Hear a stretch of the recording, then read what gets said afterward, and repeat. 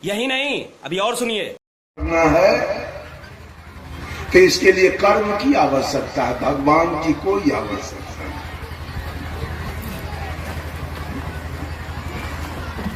कर्म मुसलमान किया है तो मुसलमान कलेक्टर है। जो मुसलमान कभी सरस्वती पूजा नहीं किया वो कलेक्टर है। Doctor Abdul Kalam, doctor Zakir Hussain, doctor Fakhruddin Ali Ahmad मुसलमान थे। वो भारत के प्रेसिडेंट पद से रिटायर हुए। वो कैसे विद्वान हो गए? अगर विद्या की देवी सरस्वती होती तो मुसलमान को विद्या नहीं देती, वो पूजा नहीं करता है मुसलमान। विद्या उसके यहां जाएगा जिसकी चेतना ठीक है, और जो पढ़ने में मन लगाता है विद्या उसके यहां जाएगा। यहां सरस्वती फरसती का कोई चर्चा नहीं। धन उसके यहां जाएगा जो कमा रहा है, जो मेहनत कर रहा है, धन उसके यहां ससर के जाएगा। और जो पूजा कर रहा है जिंदगी भर भी अल्लाह रहेगा। धन नहीं होने, पूजा से धन नहीं होने वाला।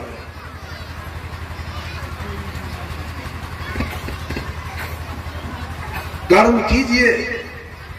गोस्वामी तुलसीदास जी ने रामचरितमानस में लिखा है, कर्म प्रधान विश्व करी राखा, जो जस करहि सो तस फल चाखा।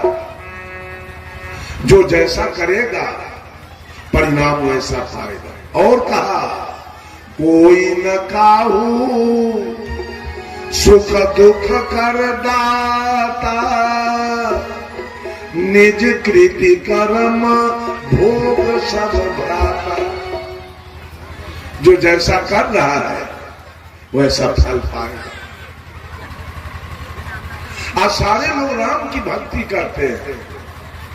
और राम जी को क्या हुआ से मालूम है? साहब कबीर कहते हैं, कर्म गति तारे से नाही टरी रे, कर्म गति तारे से नाही टरी। कर्म जो कर दिया आप, वो टारने से कितनों जग जाग और जमीन बेच दीजिएगा, लेकिन जो कर्म हो गया वो टलने वाला। कर्म होते हैं तीन प्रकार के, क्रियमान कर्म, संचित कर्म और प्रारब्ध कर्म। दो कर्म टल सकता है, क्रियमान और संचित को आप टाल सकते हैं, लेकिन प्रारब्ध को टालने का शक्ति आपके पास नहीं। जो बन गया तो भोगना पड़ेगा। राम को भोगना पड़ गया। क्रियमान कर्म है जो आपने खेत में गेहूं मकई लगाया, उसमें आपकी जो भी मेहनत हुई वो क्रियमान कर्म है। गेहूं कट गया, दवनी हो गया, वो क्रियमान कर्म है। अब बोरा में रखा के गेहूं मकई घर में रखा गया, वो संचित कर्म है। अब गेहूं मकई का रोटी बन के आपके सामने खाने के लिए आ गया, वो प्रारब्ध कर्म है। तो प्रारब्ध का निर्माण कहां से हुआ? क्रियमान कर्म से। अगर आप खेत में गेहूं मकई न बोए होते, मेहनत न किए होते, तो गेहूं मकई स्टॉक नहीं होता, और स्टॉक नहीं होता तो मकई गेहूं का रोटी बन के आपके साथ। अगर आप बेटा के नहीं पढ़ाए होते तो बेटा विद्वान नहीं बनता, और विद्वान नहीं बनता तो 10,000 के महीना मनी आर्डर आपके अंदर। तो दो कर्म को आप संभाल सकते हैं। क्रियमान, अभी अगर आप चोरी करते हैं या मांस खाते हैं, मछली खाते हैं, आज संकल्प लीजिए कि आज से मैं चोरी नहीं करूंगा, मांस नहीं खाऊंगा, मछली नहीं खाऊंगा। क्रियमान कर्म सुधर गया, क्रियमान कर्म सुधर गया तो संचित कर्म जल गया। अब आपके यहां पाप जमा नहीं होगा। क्रियमान कर्म सुधर गया तो संचित जल गया, पाप जमा नहीं हुआ। अब पाप जमा नहीं हुआ तो भोगना क्या है? पाप तो जमे नहीं हुआ तो भोगना नहीं है। लेकिन राम का पाप जमा हो गया। क्या जमा हुआ? अरे मुनि वशिष्ठ थे पंडित ज्ञानी, शोध के लगन धरी, सीता हरण मरण दशरथ के, सीता हरण मरण दशरथ के, वन में विपत्ति परी हो, वन में विपत्ति परी रे, कर्म गति डार से नहीं टरी। अगर कर्म खराब है, कितनों भोला बाबा के जल चढ़ाइएगा, जवान बेटा मर जाएगा। गीत गाते रहिए, जल चढ़ाते रहिए, तब रोइएगा हम तो भोला बाबा के पूजा करते हैं, हमार दूल्हा कैसे मर गया, हमार जवान बेटा कैसे मर गया, हमारी भैंसी कैसे मर गई, हमारी गाय कैसे मर गई, हमारा नाती कैसे मर गया, हमारा दामाद कैसे मर गया, घर में आग कैसे लग गया, जमीन कैसे बिक गया। वो कर्म बेचवाएगा, कितनों पूजा कीजिएगा, जल चढ़ाइएगा, वो कर्म नहीं छोड़ेगा, कर्म आपका जमीन बेचवा देगा, क्योंकि कर्म आपका खराब किया हुआ, वो छोड़ेगा नहीं। सारा दुनिया तो पूजा करते हैं और सब फल भोगता ही है, बाकी है कोई?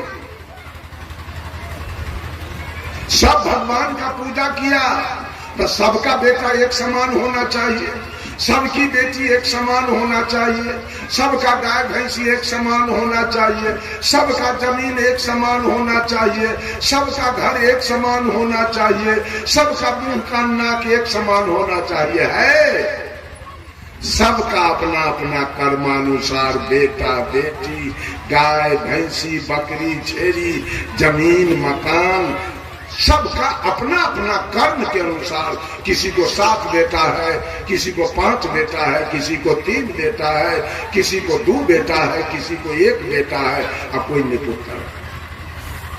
किसी को 200 बीघा है, किसी को 100 बीघा है, किसी को 25 बीघा है, किसी को 10 बीघा है, किसी को 2 बीघा है, किसी को 1 बीघा है, किसी को 10 कट्ठा है, और किसी को 5 बेटा है। तो घरों बनाने पड़ता है। भगवान ऐसा क्यों किया? एगो के घर बनाने के लिए नहीं, एगो के 200 बीघा, यानी भगवान के तो मूरी पर पुरानका खौर रख के सलाई बार के लगा देने में कोई मौका। यानी बाप रह के क्या करेगा? जो एक बेटा के 200 बीघा और एक बेटा के मिर्चाइयों रोपेला 1 डिसमिल में।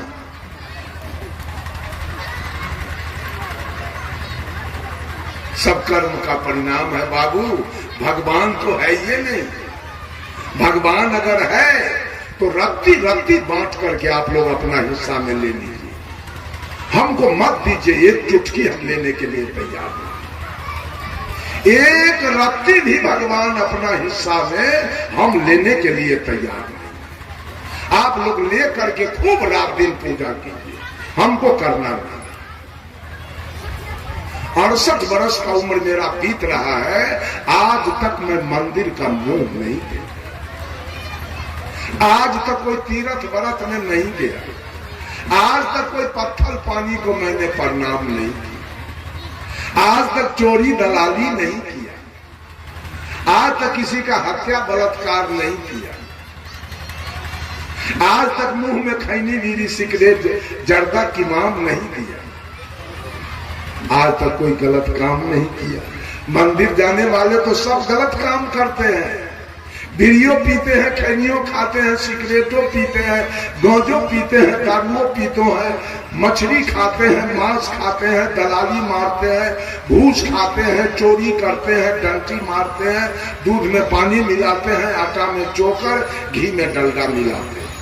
लेकिन हम लोग मंदिर कभी नहीं जाते हैं और एक भी पाप कर्म नहीं।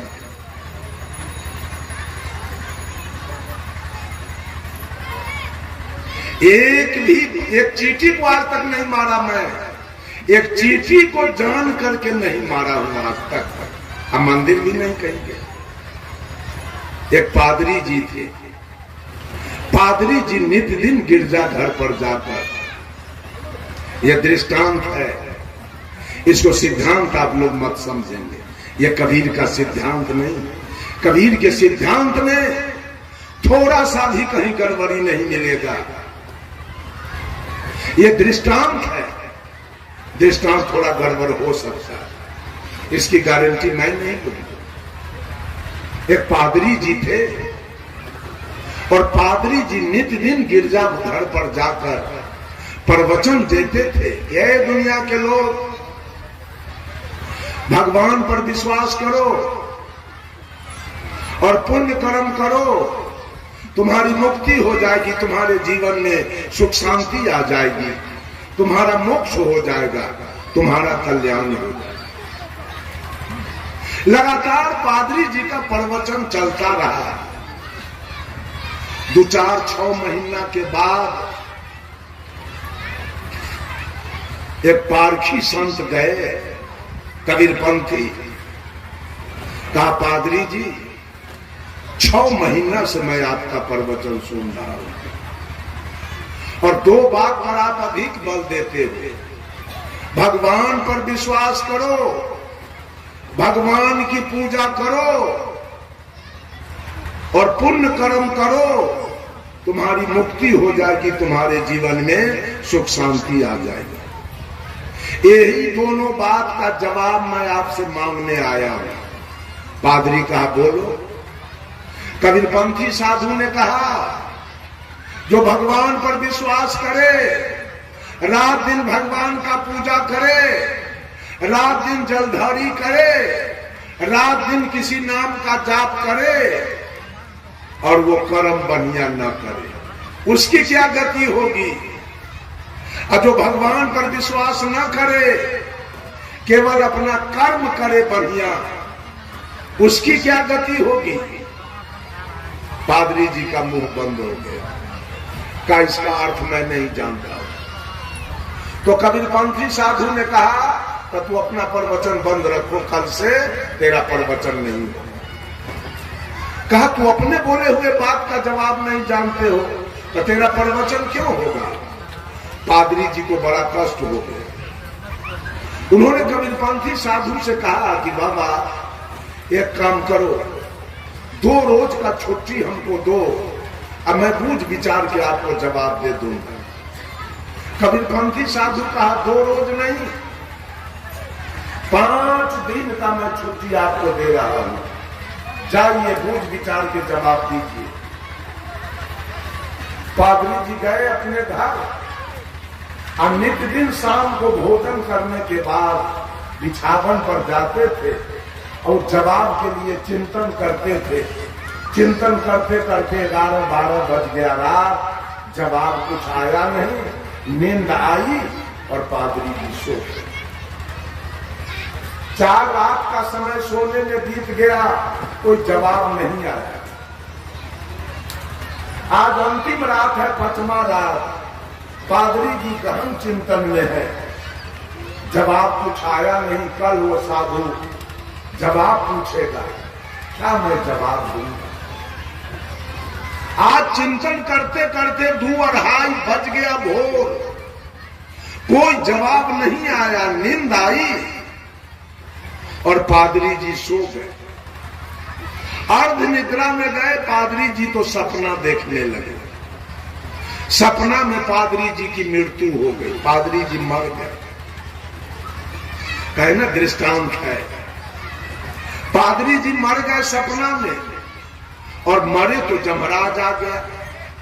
जमराज कहा पादरी जी अब आपका समय पूरा हो गया, आप चलने के लिए तैयार हो जाइए।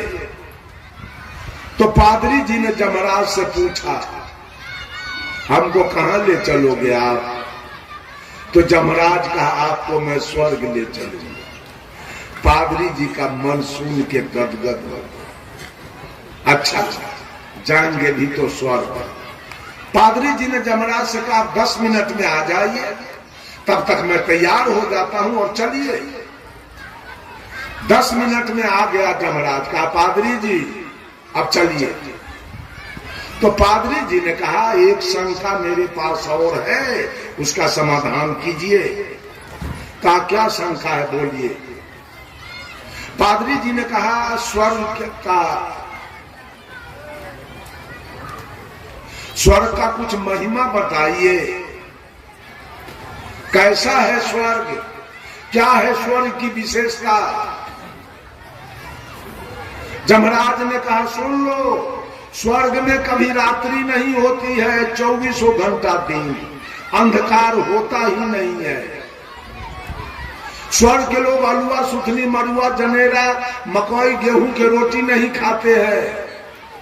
स्वर्ग के लोग पेड़ा रसगुल्ला काजू किशमिश बादाम मुनक्का छोहारा खाते हैं। स्वर्ग के लोग एस्बेस्टस टीन के चदरा खपरा फूस और टेंट में नहीं रहते हैं। स्वर्ग के लोग 10-20 महल के एयर कंडीशन मकान में रहते हैं। स्वर्ग में कहीं सेवरी मीरा अनुसुईया का भजन होता है, तो स्वर्ग में कहीं बुद्ध महावीर कबीर का प्रवचन होता है। स्वर्ग में कहीं सुंदर सुंदर लाल पीले हरे फूल के बगीचे मिलेंगे, तो स्वर्ग में कहीं लाल पीले फल के बगीचे मिलेंगे। यह है स्वर्ग की विशेषता। पादरी तो बड़ा खुश हो गया। कहा चलिए अब दोनों जा रहे हैं स्वर्ग, पादरी जी और जमराज। अब जब स्वर्ग के निकट पहुंचे तो रात अंधेरी है। चारों तरफ छोटा छोटा झोपड़ी मरैया खपरा का घर है। सारे लोग अलुआ सुथनी जनेरा मरुआ की रोटी और नमक मिर्चाई प्याज लेके झक मार रहा है। चारों तरफ झोपड़ी मरैया का घर है, एस्बेस्टस टीन के चदरा का घर है। कहीं सेवरी मीरा अनुसुईया का भजन नहीं, कहीं बुद्ध महावीर कबीर का प्रवचन नहीं, कहीं सुंदर सुंदर फूल के बगीचे नहीं, कहीं सुंदर सुंदर फल के बगीचे नहीं। अब पादरी पूछा जमराज से कितना झूठ बोलते हो आप। कहा स्वर्ग ले चलेंगे, ये सब विशेषता है स्वर्ग की। ये स्वर्ग तो नरक से बदतर है आपका, यही स्वर्ग है। पादरी ने कहा खैर ठीक है, आपका स्वर्ग तो मैं देख लिया, अब जरा आप अपना नरक दिखाओ तो। जमराज कहा नरक देखोगे क्या। कहा जी चलो चलो। अब नरक जा रहे हैं दोनों। नरक के निकट गए तो दिन है पूरा प्रकाश, चारों तरफ 10-20 महल के एयर कंडीशन, चारों तरफ लोग पेड़ा रसगुल्ला काजू किशमिश की बारिश हो रही है। चारों तरफ सेवरी मीरा अनुसुईया का भजन हो रहा है, बुद्ध महावीर कबीर का प्रवचन हो रहा है।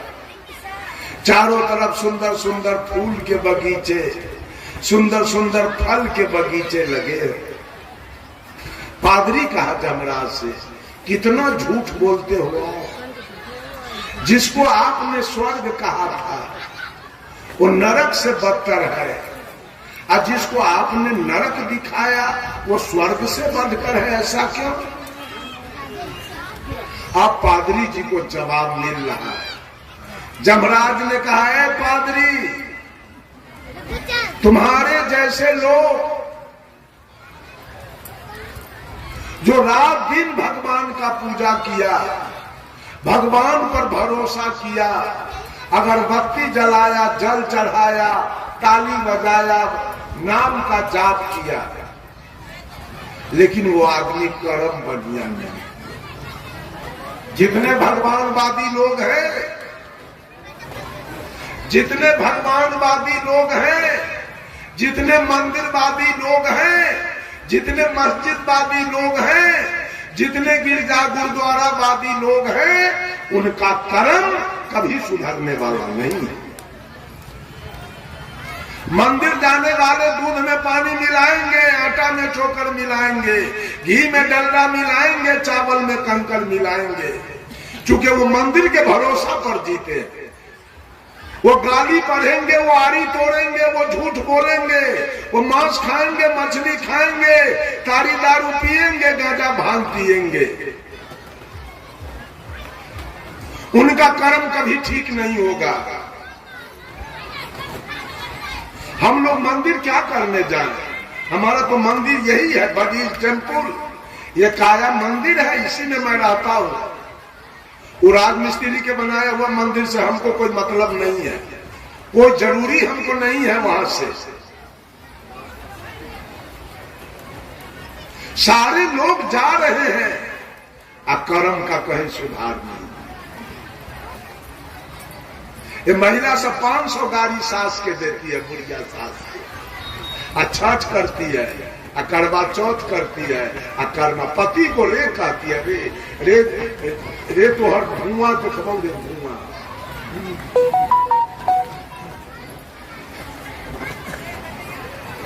जेल से गाड़ी देती है पति के, अब देवता के पूजा करती है छठ के, करवा चौथ, कर्मा धर्मा तीज, जितिया करती है। कर्म सुधर जाएगा? कभी सुधरने वाला नहीं है। मंदिर जाने वालों का और भगवानवादी का कर्म कभी नहीं सुधरने वाला, क्योंकि भरोसा पर जी रहा है। जिसका बाप दरोगा हो उसका बेटा नहीं सुधरेगा।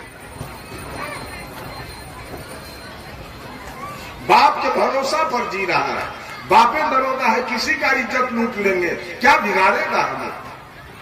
किसी को मर्डर कर देंगे, क्या बिगड़ेगा हमारा?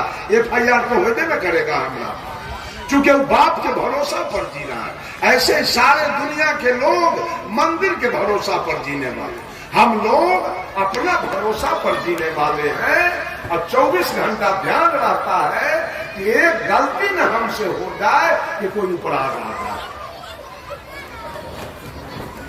हम भगवान के भरोसा पर जीने वाले लोग नहीं हैं। अपना कर्म सुधार के चलते हैं। कहा जमराज, है पादरी, तुम्हारे जैसे लोग जो जीवन भर भगवान का पूजा किया, ईसों से लक्ष्मीपुर में आधा जादव है, आधा मंडल कमंडल है, लेकिन दोनों तरफ घूम के हम देख लिए, लगता है कि पूरा गांव में 1 करोड़ से कम बकरी नहीं होगा। और सारा लोग देवी देवता के पूजा कर रहा है, सब मंदिर मस्जिद जा रहा है, प्रणाम कर रहा है, अगरबत्ती बार रहा है। हमको लगता है पूरा गांव का साई है, सब बकरी पोस पोस के कटवाता है। सुधर जाएगा? मंदिर जाने वाले सुधर जाएंगे कभी भी? छठ भी होता होगा गांव में, चकचंदा भी, जितिया भी, करवा चौथ भी, होली भी, दिवाली भी, बैनाथ भी, जगन्नाथ भी, गंगा स्नान भी चलता होगा, लेकिन कितने पापों कर्म हो रहा है, उतने हत्या भी हो रहा है। नहीं है सुधारने वाला। कहा जमराज, पादरी जी, तुम्हारे जैसे लोग जो जीवन भर भगवान का भरोसा किया, रात दिन भगवान का पूजा किया, लेकिन वो कर्म बढ़िया नहीं किया, वही लोग आकर इस स्वर्ग को नरक बना, वही लोग आकर इस स्वर्ग को नरक बना दिया है। और जिसने अपने कर्म का भरोसा किया, भगवान का भरोसा छोड़ दिया, वो सारे लोग आकर इस नरक को स्वर्ग बना। कर्म भगवानवादी लोग स्वर्ग को नरक बनाया और कर्मवादी लोग नरक को स्वर्ग बनाया है। राम बोलावा भेजिया, दिया कबीरा रोए, और जो सुख साधु संग में सो बैकुंठ न होए। जिस दिन मनुष्य का कर्म केवल ठीक हो जाए, स्वर्ग जाने की आवश्यकता नहीं पड़ेगी, स्वर्ग उतर के आपके निकट आ जाए। कर्म ठीक हो रहा है, कर्म ठीक है। हम तो देखते ही सब कहते हैं कि हम कबीर पंथीय हैं, तो इतना बकरी कहां से आ गया गांव में? बाप रे, रोड पर नाक नहीं दे जाता है, बकरी के पेशाब महकता है।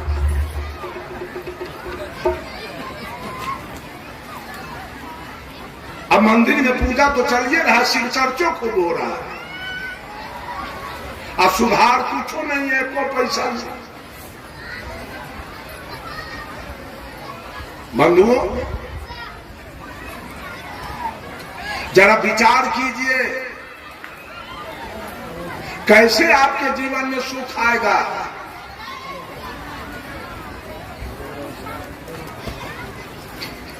सब लोग भगवानवादी बनते चले जा रहे हैं धीरे धीरे, कर्मवादी तो कोई है नहीं, परिश्रमवादी नहीं है, सब भगवानवादी बनते जा रहे हैं। भगवान अगर होता तो सबसे पहले तो रसातल में हमको ले जाएगा। भगवान अगर होता तो सबसे पहले रसातल में हमको ले जाएगा, क्योंकि हम भगवान के मानने वाले नहीं हैं। मैट्रिक तक की पढ़ाई मैंने किया और सरस्वती के मूर्ति को कभी मैं प्रणाम नहीं, तो हमको तो पहले रसातल में ले जाना चाहिए। भोला बाबा को चाहिए कि पहले रसातल में हमको ले जाना। अरे हमरा में ताकत उतना कबीर ने दिया कि भोला बाबा के लेके हम रसातल में मिला दे, हमको मिलाने का पावर उनके पास, हम मिला देंगे उसको रसातल में, हमको कौन मिलाए?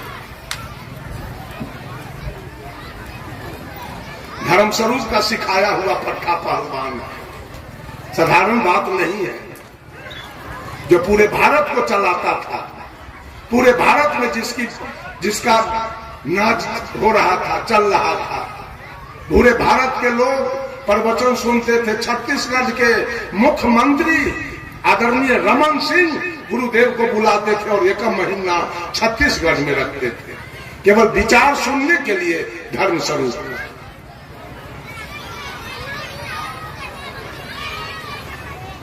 उसी दर्जा के परम पूज्य अभिलाष साहब इलाहाबाद के रहने वाले, उसी दर्जा के परम पूज्य ज्ञान साहब गुजरात के रहने वाले। हम लोगों का भगवान कुछ नहीं बिगाड़ेगा। अगर न हो तो आप लोग जरा पैरवी करके देखिएगा कि रमाशंकर साहब को सत्यानाश में मिला दो, तब ना हम देख लेंगे भगवान के पावर कि हमको क्या कर लिए। झूठ का काम छोड़ दीजिए, कहीं कुछ नहीं मिलेगा। रामपाल महाराज जी कहते हैं कबीर झूठा है, रामपाल जी साच है। तो जो सच्चा आदमी होगा वो जेल काटने जाएगा, जो साच होगा वो जेल जाएगा।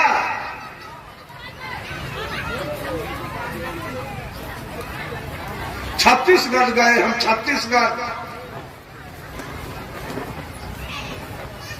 एक आदमी तीन भाई है, तीन भाई में से नाम नहीं खोलेंगे, कहा कि वीडियो वहां जाएगा तो पढ़ लेगा कि साहब जी मेरा चर्चा किए। तीन भाई है, तेली जात के साहू जी। बड़ा भाई के पास 4 लड़का, मझिला भाई के पास 2 लड़का और छोटका भाई के पास भी 2 लड़का। बड़का भाई का 2 बेटा, चारों था कबीरपंथी, लेकिन 2 बेटा चला गया रामपाल के यहाँ और रामपाल से दीक्षा ले लिया और सब कुछ छोड़ दिया। किसी को भीख देना, किसी के यहाँ भोज खाना, किसी के यहाँ आना जाना, सब बंद कर दिया दोनों भाई। अंत में पिताजी को भी ले जा करके रामपाल से दिवा दिया दीक्षा। अभी चचेरा भाई और चच्चा सब समझाते समझाते हार गया। अरे तू दीक्षा ले लिया, लेकिन भाईचारा रखो, चचा भतीजा का रिश्ता रखो, अपनापन रखो। कहा नहीं, हमको गुरुजी कहा है कुछ नहीं रखिए। कहा अच्छा ठीक है, तू अपने जगह पर रहो, हम लोग अपने जगह पर रहेंगे। अंत में बुढ़ा करके उसके पिताजी मर गए।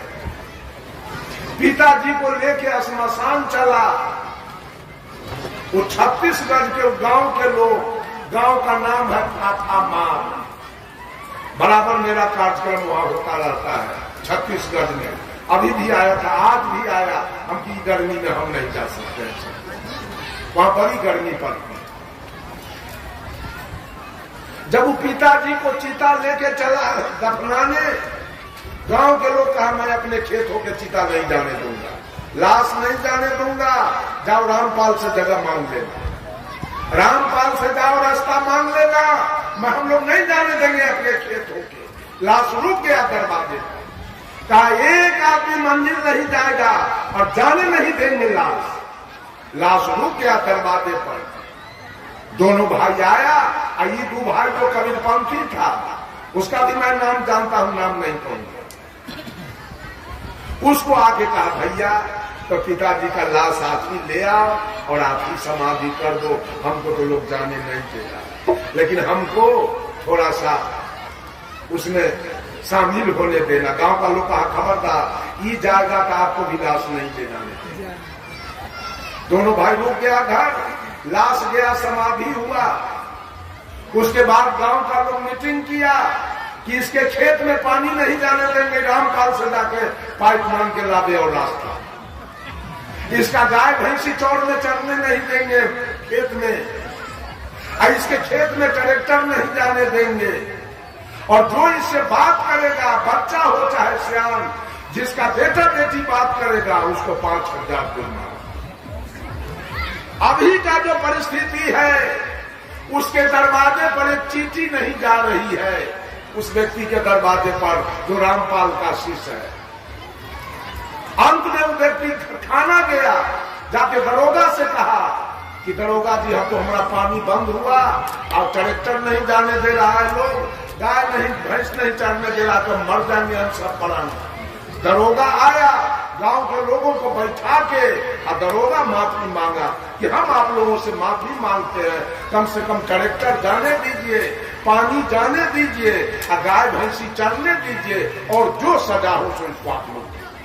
तब गांव का लोग मान गया, ठीक है मर जाएगा खाने बिना इसका बाल बच्चा, पानी जाने दो, ट्रैक्टर जाने दो और गाय भैंसी चरने। वही चल रहा है। जिसके यहाँ हम गए उससे कहे कि हमको आदेश दीजिए तो हम इसे थोड़ा बात करें। कहा नहीं गुरु जी आप जाइएगा तो तुरंत 5,000 हमको देना पड़ेगा, तुरंत 5,000 जुर्माना हमको लग जाएगा। ये गुरु का काम है कि चेला को ऐसा बना दो कि समाज से आउट हो जाए, बाहर हो जाए। यही सब ज्ञान है गुरु का, यही सब ज्ञान है मुक्ति का।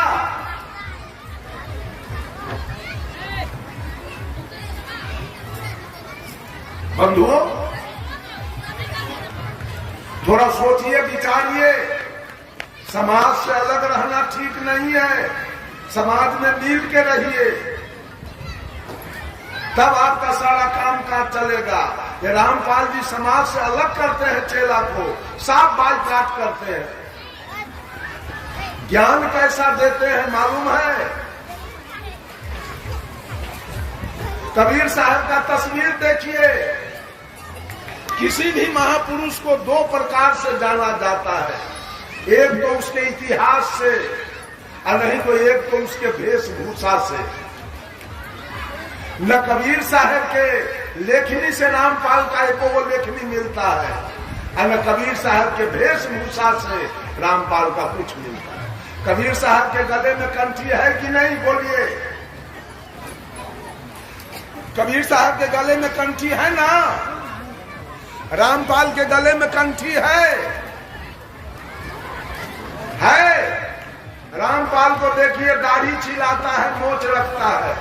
हम लोग अगर छिलाते हैं तो टीकी सहित मोछ दाढ़ी खूब सहित कबूतरा है नमक। रामपाल को देखिए मोछ रखा है, दाढ़ी छिला दिया है।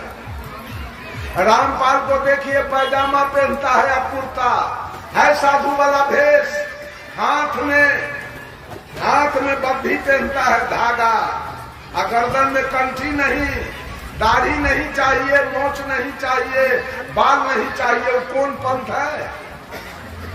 रामपाल जी का कौन पंथ है? और दूसरे कबीर का जो विचारधारा है उस विचारधारा से भी कैदी नहीं कर रहा है, इतना झूठ बोल रहा है। क्या कहता है, हमारे दर्शन से बहुत लोगों का टीबी ठीक हो गया, हमारे दर्शन से कैंसर ठीक हो गया। तो जब आप में इतना ताकत है, आपके दर्शन से टीबी ठीक हो गया, आपके दर्शन से कैंसर ठीक हो गया, तो आपको तो जेल का फाटक टूट जाना चाहिए। आप में इतना ताकत है, आपका हथकड़ी खुल जाना चाहिए और जेल से आपको बाहर रहना चाहिए। होशियार हो जाइए सब आदमी। धर्म के ठेकेदार बहुत लोग घूम रहे हैं, बहुत जलसाजी बतिया रहे हैं, बहुत झूठ साच बतिया रहे हैं। हम लोग एक भी झूठ बोल नहीं सकते हैं किसी की, एक भी चमत्कारी बात हमारे हम लोगों के मुंह से निकल नहीं सकता है, कभी भी कोई कीमत नहीं। सुख पाना है, इसके लिए श्रम चाहिए। सुख पाना है, इसके लिए श्रम चाहिए, मेहनत कीजिए और सुखी जीवन जी लीजिए। और नहीं तो परिणाम को भोगना पड़ेगा। कितना बच्चा मां के पेट से आन्हर जन्म लेता है, कितना बताह जन्म लेता है, कितना लांगर जन्म लेता है। क्यों? कर्म का परिणाम है। औरत का शरीर मिला है, कर्म का परिणाम है। मर्द का शरीर मिला है, कर्म का परिणाम है। साहब कबीर ने कहा, अरे अजब जोला है चादर बीनी, सूत कर्म के तानी, सुरभि निरति के भरनी दिन्हा, तब सबके मन मानी चादर हो गई बहुत पुरानी। अब तू सोच समझ अभिमानी, चादर हो गई बहुत पुरानी। ये चादर, ये शरीर भी कर्मानुसार। देखिए, किसी को कुत्ता वाला शरीर मिला, किसी को गीदड़ वाला शरीर मिला, किसी को सांप वाला शरीर मिला, किसी को चूहा वाला शरीर मिला है, किसी को बिल्ली वाला शरीर मिला है, किसी को गाय वाला शरीर मिल गया, किसी को भैंस वाला शरीर मिला, किसी को ऊंट वाला शरीर मिला, किसी को गधा वाला शरीर मिला, किसी को हाथी वाला शरीर मिला। यह सारा शरीर आपके कर्म के अनुसार। धन आपके कर्म के अनुसार। बीमारी, एक बात तो मैं नहीं किया, टीबी, दम्मा, कैंसर, डायबिटीज, एड्स, लकवा, पोलियो, ये भी आपके कर्म के अनुसार। भगवान किसी को टीबी क्यों देगा? भगवान किसी को दम्मा क्यों देगा? भगवान किसी को कैंसर क्यों देगा? भगवान किसी को एड्स क्यों देगा? वो व्यक्ति भगवान को क्या बिगाड़ा कि उसके जीवन में कैंसर भेज दिया भगवान, और को नहीं दिया, उसको क्यों दे दिया? ये सारा बीमारी भी आपके कर्म के अनुसार है। आपने अधिक चीनी खाकर डायबिटीज पैदा किया है, आपने अधिक नमक खाकर ब्लड प्रेशर बढ़ाया है, आपने खैनी बीड़ी तंबाकू खाकर कैंसर को बुलाया है, आपने वासना में रहकर एड्स को बुलाया है। ये सारा बीमारी, भगवान कोई बीमारी का दुकान खोल के नहीं बैठा है कि आपके जीवन में वो बीमारी भेजा है। वो सब आपके कर्म का परिणाम है। एक एक आपके जीवन में जो घटना घट रही है वो आपके कर्म का परिणाम है। कान खोल के सुन लीजिए, अगर आप 2 कट्ठा जमीन जोत रहे हैं तो आपके कर्म का परिणाम है, और कोई 200 बीघा जोत रहा है तो उसके कर्म का परिणाम। किसी का बेटा पोता इंजीनियर डॉक्टर बना है तो उसके कर्म का परिणाम है। आपका बेटा ईंटा बालू सीमेंट ढो रहा है और भैंसी चला रहा है और टेम्पू चला रहा है तो उसके कर्म का परिणाम। आपका बेटा जवानी में मर गया है, उसके कर्म का परिणाम है। आपकी भैंस मर गई है, वो आपके कर्म का परिणाम है। और आपका दामाद मर गया है, आपके कर्म का परिणाम है। डाइन को मत नाम लगाइए और डाइन को गाली मत दीजिए और मामला फौजदारी मत करवाइए। ये सारा आपके कर्म का और सब लोग भोग रहे हैं। आपके बगले वाला का बेटा डॉक्टर हो गया, आपका बेटा भैंसी चला रहा है, आपको नजर पसार के देख रहे हैं। आपके बगले वाला का बेटा प्रोफेसर हो गया, आपका बेटा ईटा बालू से मेल हो रहा है, आपको नजर पसार के देख रहे हैं। आपके बगले वाले को 10 बीघा खरीदा गया, आप बकैया ठीका जोत रहे हैं, नजर पसार के देख रहे हैं। आपके बगल वाले का पक्का का 3 महला बन गया, आप बगले में झोपड़ी में एस्बेस्टस में रहते हैं, आप तो आंख पसार के देख रहे हैं। कर्म का परिणाम तो आंख पसार के देख रहे हैं। हम तो कहते कर्मानुसार कोई औरत चाहे मर्द गोरा सुंदर है देखने में, आपने कर्म के अनुसार कोई काला कलूठा कुरूप है देखने में, वो भी करने पर है। भगवान किसी को कोई कुरूप क्यों बनाएगा? भगवान किसी को सुंदर क्यों बनाएगा? भगवान को कोई घूस दिया है कि हमको सुंदर बना दीजिए? सारा कुछ एक एक घटना आपके जीवन में घट रही है, वो सारा आपके कर्म का। सब आदमी संभल जाइए, अपने अपने कर्म को संभाल लीजिए। अगर सुख भोगना है, शांति भोगना है, अगर सदगति पाना है, तो अपने कर्म को ठीक करना।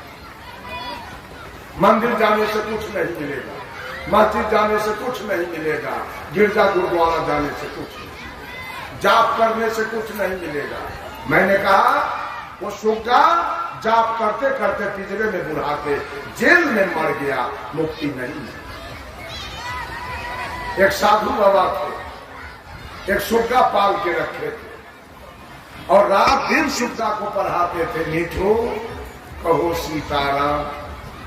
तो सुग्गा पढ़ता था सीताराम, पढ़ते पढ़ते बहुत दिन बीत गया, 10-12 बरस। सुग्गा मन में सोच रहा था, कैसा भागाई बाबाजी है, शाम सवेरे भोर भिनसर सीताराम सीताराम पढ़ाते पढ़ाते हमारे दिमाग के स्कूल को इसने भूला। अब मठ में तो संत लोग आते जाते रहते हैं।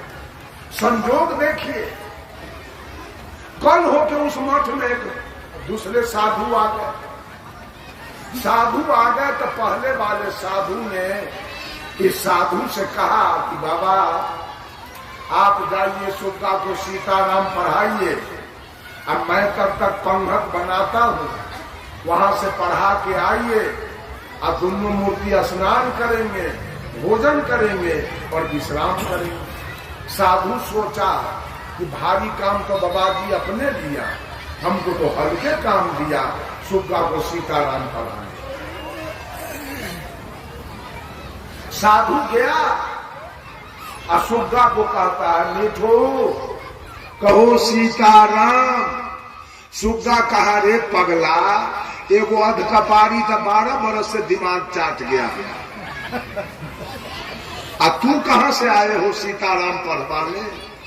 इस सीताराम से क्या होता है? तो साधु कहा, इस सीताराम पढ़ने से मानव भवसागर से पार होता है। सुग्गा कहा, चुप चुप, बेवकूफ कहां के, 12 बरस से सीताराम पढ़ते पढ़ते एक पिंजरा से हम पार नहीं हो सके, आई भवसागर पार करने। कहा, जाते हो कि नहीं जाते हो मेरे नजर के सामने से? साधु कहा, मीठू मैं तुम्हारी बात जान गया, तुमको कोई थ्योरी का ज्ञान दिया, प्रैक्टिकल ज्ञान नहीं दिया। अगर प्रैक्टिकल ज्ञान दिया होता तो आज तक तू पिंजरा से पार हो जाता। सुन लो, आज मैं तुमको पिंजरा से पार करके रहूंगा। सुग्गा कहा, आज ही तेरा सदुवई मैं देखूंगा। कहा, ठीक है, मैं जा रहा हूं आश्रम, स्नान करके भोजन करके विश्राम में जाऊंगा और शाम में मैं नहीं आऊंगा। तेरा जो गुरु है साधु वही तुमको आएगा सीताराम पढ़ाने, और उसको मैं देखा हूं खराम पहने हुए। वो खराम पहन के आएगा तो दूर से खराम के खटर खटर का आवाज सुन लेना और पिंजरा में चित होके उलट जाना, पैर ऊपर धर नीचे, आंख दोनों बंद कर लेना। लाख बाबाजी बोलावे मीठू कहो सीताराम, एक बार भी मत बोलना। कहा ठीक है जाओ। साधु जी चले गए। सामने पहले वाले साधु आए और यहाँ आके कहते हैं मीठू, सुग्गा उनके खराम के खटर खटर का आवाज सुना और पिंजरा में चित होके उलट गया, आंख दोनों बंद कर लिया। साधु जी आए, कहा मीठू कहो सीताराम, मीठू कहो सीताराम। सुग्गा एक बार भी नहीं। साधु जी समझ गए सुग्गा की मृत्यु हो गई, सुग्गा मर गया। नौकर को कहा जी पिंजरा ले जाओ उधर, सुग्गा मर गया, इसको निकाल के फेंक के तब पिंजरा लेके आओ। नौकरबा पिंजरा उधर लेके गया, पिंजरा खोला और सुग्गा नवदूत। जपने से मुक्ति मिली कि मुंह बंद करने से? है बिना मतलब के हल्ला करते हैं। गहकी है ये ना सौदा पसारने हैं। बहुत लोग बेमतलब के हल्ला करता है। विद्यार्थी के शाम सवेरे पढ़ने नहीं देता है, वो पूछता है बड़का धार्मिक व्यक्ति हम है, शाम सवेरे खूब हल्ला करेगा मंदिर में जाके। उससे कुछ होने जाने वाला नहीं है। सुन लीजिए कान खोलकर, संयमी बनिए, मेहनत कीजिए, पढ़ाई लिखाई कीजिए, खेत में मेहनत कीजिए, मवेशी पालिए, बिजनेस कीजिए, नौकरी कीजिए, क्रिकेट में जाइए। आज कितना रुपया कमाया सचिन तेंदुलकर, सुनील गावस्कर, कपिल देव, महेंद्र सिंह धोनी, विराट कोहली, रोहित शर्मा। जाके देखिए कितना सुख भोग रहा है। आप भगवान की पूजा कीजिए। सिनेमा में कमाया अमिताभ बच्चन, शाहरुख खान, सलमान खान, हेमा मालिनी, देखिए कितना सुख से जी रहा है। भोजपुरी में कमाया भरत शर्मा व्यास, खेसारी लाल यादव, दिनेश लाल यादव निरहुआ, विजय लाल यादव, कितना रुपया कमाया देख लीजिए, जी रहा है सुख से। आप भगवान के फेर में पड़े, भोला बाबा के फेर में पड़े, सोखा बाबा के फेर में पड़े हैं, कारिक बाबा के फेर में पड़े हैं। भगवान धन देता है, अपने तो बड़ा दलिद्रा सवार है, आपको धन देता है। अपने तो बेचारा के लिए चंदा मंगाता है चारों तरफ, आपको धन दे देगा। आपको बेटा, एक औरत से पूछे कै गो बेटा है, ऐसा है भोला बाबा के कृपा से 4 गो बेटा है। हम की कुत्ती के 16 गो बेटा के कृपा से है, ओकरो पर भोले बाबा के कृपा है। अजब बात ही दुनिया के लोग बतियाता है। भोला बाबा के कृपा से बेटा है, तो जे निपुत्र है ओकरा भोला बाबा पर कहियो केस रही कहले की जो ओकरा बेटा न दिल कि भोला बाबा के मुरई उखाड़ लेने रहे कि बैगन तोड़ लेने रहे। जो बेचारी निपुत्र है उसको नहीं दिया बाल बच्चा। अभिलाष साहब, परम पूज्य अभिलाष साहब मंच पर थे, और कहीं से इनके कान में चर्चा आ गया, सुन लिया इन्होंने, कहा कि हाँ हम भी सुने हैं कि निपुत्र के दर्शन से जतरा बिगड़ जाता है, खराब होता है। तब अभिलाष साहब साहब हम भी तो निपुत्र हैं, हमारे दर्शन को याद मत कर, सब का जतरा बिगड़ जाएगा, हम निपुत्र है ना। अब पूत वाली के दर्शन से जतरा बन जाए तो सब आदमी कुत्ती के सुगरनी के दर्शन कर लेगा। 16 गो बेटा एक के दिन में सब के जतरा बन जाएगा कुत्ती के सुगरनी के दर्शन करने से। बंधुओं, बहुत जाल बिछाया हुआ है, कहां तक चर्चा किया जाए। सारे जाल से बचिए। और एक बात मैं कह देता हूं, पैसा बड़ा मेहनत से कमाया जाता है। ये पूजा त्योहार और तीर्थ व्रत में रुपया को मत कमाओ, कुछ नहीं बनने बिगड़ने वाला। सारे रुपया को बचाइए और उस रुपया से बेटा को पढ़ाइए, उस रुपया से बेटी को पढ़ाइए, उस रुपया से जमीन खरीदिए, उस रुपया से मकान बनाइए, उस रुपया से गाड़ी घोड़ा खरीदिए, उस रुपया से बढ़िया घर में बेटी के दहेज दे के ब्याह कीजिए। लेकिन ये पूजा त्योहार और तीरथ व्रत करते करते लूटने वाला सारा रुपया आपका लूट लेगा, अंत में कुछ मिलेगा नहीं। बोलिए सद्गुरु देव की जय। आज अंतिम सत्र है, सत्र की समाप्ति है। 3 सत्र से मैं बोलता आया, इसमें जो कुछ त्रुटियां हुई होगी उसे आप लोग क्षमा करेंगे। सब लोगों को, माता बहनें बैठी है, इधर भाई बंधु बैठे हैं, सबको मेरे तरफ से धन्यवाद, आशीर्वाद। सब फले फूले, सबका कल्याण हो। ये बाजा वाले हैं, इनको भी साधुवाद। इधर जो हमारे कलाकार लोग हैं, इनको भी साधुवाद। और जो हमारे भोजन बनाने वाले लोग हैं, संत के सेवा में लगे हैं, उनको भी मेरे तरफ से साधुवाद। और जितने इस सत्संग कराने वाले कर्मचारी लोग हैं, जो पदाधिकारी लोग हैं कमेटी के, उनको भी मेरे तरफ से साधुवाद, धन्यवाद। इन्हीं चंद शब्दों के द्वारा वाणी में देता हूं विराम।